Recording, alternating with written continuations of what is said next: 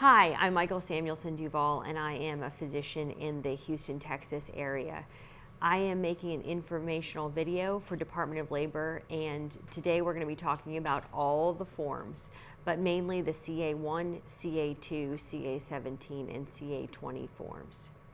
First, let's start out with the Department of Labor forms. So many of them are used to collect information needed for administration of the injury compensation program, and the main forms that you're going to need to get the ball rolling on your claim and your compensable injuries is a CA-1 or CA-2 to begin with.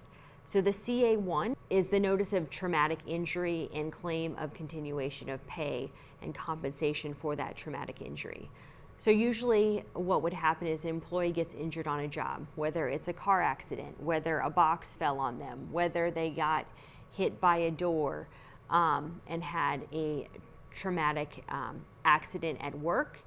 They would go to an ER that day and file the first page of their CA-1 with their supervisor. These forms, the CA-1s, are available online at DOL.gov. In a PDF format that you can print and download and save, or you can get them directly from your supervisor, which is even easier. So the CA-1 notifies management of the traumatic injury and serves as a report for your OWCP when needed. The employee or someone acting on his or her behalf should submit this CA-1 to the supervisor as soon as possible following the injury, but no later than 30 days to get the compensation. And statutory requirements will be met for FICA benefits if the CA-1 is filled within 3 years from the injury. The supervisor should also submit this form to the ICCO within 24 hours from receipt from the employee. So the employee has 30 days, the supervisor has 24 hours. All of these timestamps are very important in the handbook as well as on the CA-1.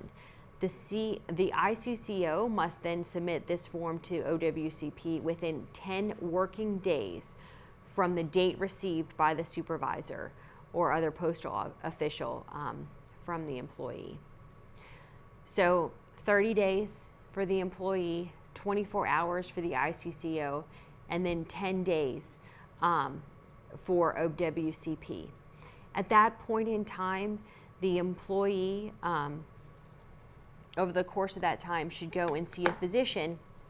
And I am one of those physicians that takes new Department of Labor patients as well as patients that have already had CA-1s and compensable claims put in the system.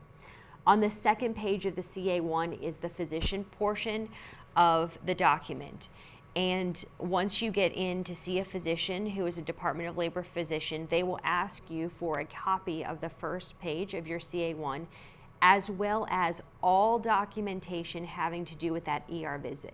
The medical documentation, not the documentation that sent you home that says take an aspirin, put ice on your injury, but the physical x-rays, vital signs, blood work, hospital stay, and injuries that were associated with that visit, which have to do with the medical note, is what the new physician, Department of Labor physician needs to complete your compensable claim. At this point, if you do have any, like I said, lab work or x-rays or MRIs or even better, it helps us fill out the claim, the CA-1 as full as we need to. Sometimes we need to add to those and upgrade your claim once the MRIs are available.